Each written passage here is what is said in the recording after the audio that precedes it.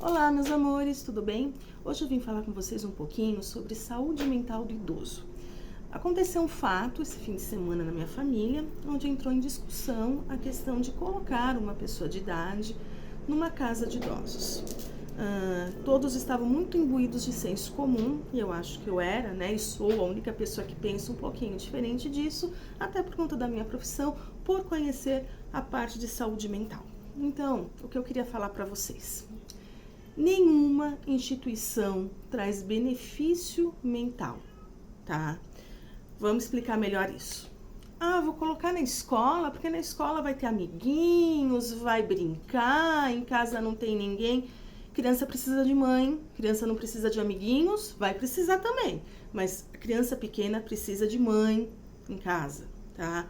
Tenho que trabalhar, não posso, ok, para isso existem as escolas e espero que a escolha seja muito bem pensada, sempre olhando a criança. Mas esse é o primeiro ponto. Instituição frustra.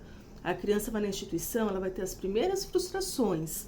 A criança na instituição, ela vai ter os primeiros comportamentos que vão estar sendo modelados pelo meio e pela pessoa que está convivendo com eles. Escola, amigos, professores. Mas como o nosso tema hoje não são as crianças, vamos lá, vamos voltar para os nossos idosos. Vou colocar meu idoso numa casa de idosos, que interessante, né? Ele vai ficar lá com os velhinhos da idade dele, vai ter atividades, tem terapia, tem isso, tem aquilo. Nenhuma instituição é boa para a saúde mental, principalmente na terceira idade, principalmente a dos velhinhos. Depois de uma certa idade, a única coisa que nós temos é a nossa casa. Perdemos já alguns familiares, perdemos amigos, não trabalhamos mais. Enfim, a rotina mudou e eu tô lá naquele ambiente. Então vamos comparar? Eu tô dentro da minha casa como se eu estivesse dentro do útero da minha mãe. Eu tô só naquele espaço. Tirar daquele espaço e colocar num outro espaço, sem identificação nenhuma, sem nenhuma particularidade, é como comparado a abortar. É você tirar alguém de um lugar que está acostumado, que está no quentinho, que está no calor, que está no aconchego, para colocar num lugar frio. Vanessa, mas e aí, né? Quem vai cuidar? Nem todos os idosos têm filhos que podem cuidar, que estão disponíveis a isso. Aí seria assunto para um outro vídeo, né? Seria um assunto para a gente falar do quanto o outro tem se doado, do quanto a gente se doa, do quanto a gente tem essa parte humana. Mas vamos lá. O ideal sempre é uma conversa com a família, com os filhos, se não tem filhos, os parentes próximos.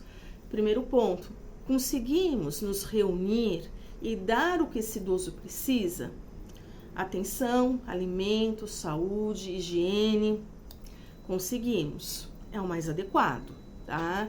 Então vamos fazer aí um rodízio e cada um se responsabilizar uma semana por esse idoso, cada um se responsabilizar ou por se não dá uma semana, um vai se responsabilizar pela cuidadora, outro pela pessoa que faz a limpeza, outro para o socorrer no caso de um problema de saúde.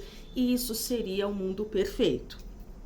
Ok, não temos esse mundo perfeito, temos a nossa vida, temos filhos, temos trabalho, não temos como cuidar de uma pessoa idosa. Hoje em dia, nós temos ótimos cursos para cuidadores de idosos. Eu conheço várias pessoas que trabalham como cuidadoras de idosos. Essas pessoas, elas estão aptas a cuidar da alimentação, da higiene, da moradia, a prestarem os primeiros socorros caso aconteça alguma coisa com o seu idoso. Só que presta atenção, uma coisa é cuidador de idoso, a outra coisa é curioso.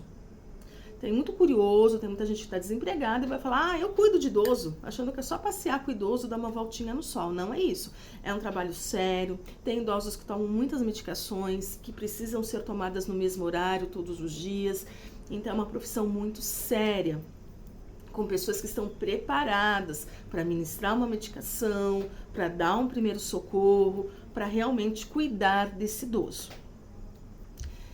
Gente, sempre que eu estou numa instituição, hoje em dia, esse tratamento não é só, a gente aqui, eu já falei de crianças, falei de idosos, mas hoje em dia até os tratamentos com pessoas com alguma patologia mental está tentando ser o mais humanizado possível.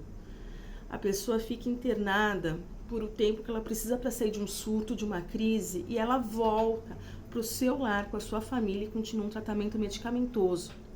Nós temos os CAPs hoje em dia, que as pessoas ficam lá e voltam para dormir na sua casa. A casa é muito importante para a saúde mental, né? Lembra sempre, a casa, o que está comparado à casa, o útero materno, é onde eu tenho aconchego, é onde eu conheço o meu espaço, é onde eu me reconheço como ser humano. Por isso, toda vez que me tiram desse espaço para uma instituição, seja na idade que for, seja até para uma cirurgia que eu vou ficar alguns dias internado, isso agride a minha saúde mental. Isso agride a saúde mental da pessoa. É muito comum, né? A gente sabe que pessoas num tempo de UTI, quando elas saem da UTI, independente da idade, elas estão com transtorno. Elas estão atrapalhadinhas, que a gente fala, a pessoa tá meio confusa, tá estranha, tá atrapalhada. O que é isso? É o tempo de UTI. Até num quarto de hospital. Quem nunca ficou num quarto de hospital? Na casa de idosos, o seu idoso será mais um. Não vai ter lá uma pessoa para cada idoso. Eu conheço casos de idosos que entraram, levaram um tombo, se machucaram, caíram e progrediram para o óbito. Conheço casos de idosos que entraram, precisavam de medicação e não foi dada essa medicação. Então lá não existe uma pessoa cuidando do seu idoso. Lá eles estão cuidando de todos. Da mesma forma que na escola não tem alguém cuidando do seu filho, está cuidando de todos, é um número a mais. Então, a preferência, gente, é que esse idoso tenha a oportunidade de continuar na sua casa, que esse idoso tenha a família próxima, que nos momentos que a família não pode, a família realmente não vai poder, eu entendo, a vida é difícil, todo mundo trabalha, todo mundo tem filho, tem a sua própria vida, né? Nós também temos nossa saúde mental, que também tem que estar preservada para que a gente cuide de uma outra pessoa. Então, por isso, colocar uma pessoa que possa dar esse amparo quando não tiver ninguém da família por perto. Estar próximo de um idoso não é só em visitar, é telefonar, né? Às vezes pelo telefone você faz um contato, como você tá, o que você tem feito. Eles já sentem que eles não estão mais agregando, né, financeiramente, às vezes na sociedade. Então é importante, né, um telefonema. E como foi seu dia? Uma planta que ele regou, que ele vai te cuidar, te contar, que interessante, que bom, você está regando a sua plantinha. Então, meus amores, era isso que eu queria falar com vocês, era para ter esse cuidado com o idoso. Tem muita gente que chega no consultório e fala, você atende idoso também? Idoso faz terapia? Faz, idoso faz terapia, idoso faz sexo, idoso come, idoso passeia, idoso viaja, eles só envelheceram antes da gente. Claro, tem os idosos que estão mais comprometidos, tá? Aonde, né, eu acho que entraria esse trabalho da clínica para idoso, seria no idoso com comprometimento maior, tá? O idoso que vai precisar de enfermeiros, o idoso que vai precisar de um cuidado maior. Aí, nesse momento, às vezes em casa, mesmo com uma cuidadora, não exista o suporte dos cuidados médicos. Aí é um caso para se analisar. Mas se eu tenho um idoso que tá bem, né, tá pensando, tá lá, tá, ainda consegue verbalizar, ainda consegue andar, para quê? Né? Para que tirá-lo? Para que mexer naquilo que está indo? Né? Eles ficam às vezes teimosos, aí tem que pôr os limites também. Não, a gente precisa que tenha alguém com você, porque às vezes eles se acham super-heróis, que dão conta de tudo, mas é por isso, é por aquilo que eu falei, é porque eles não estão mais participando, né, da vida financeira, às vezes da vida social, então eles querem mostrar que eles dão conta deles, então vem aquela coisa dos super-heróis, né, eu dou conta, eu consigo, não preciso de ninguém. Aí traz um pouquinho para a realidade, não é assim. Aí a gente pega como a gente faz com o filho, não é assim. Você vai ter sim uma cuidadora. Você quer ficar numa casa de idoso? Você quer ficar distante do seu lar? Num lugar impessoal? Não quer. Então vai ser dessa maneira, pelo seu bem, pela sua preservação.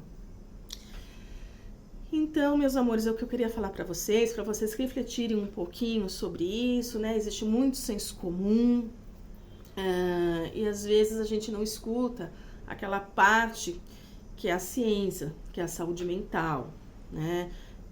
Soube também, escutei que alguns idosos, depois de algum tempo, nem querem ir para casa, falam que estão ótimos. Dependendo do quanto eu tô me sentindo um peso para aquela família, para os meus filhos, eu vou falar que eu tô ótima mesmo se eu não tiver.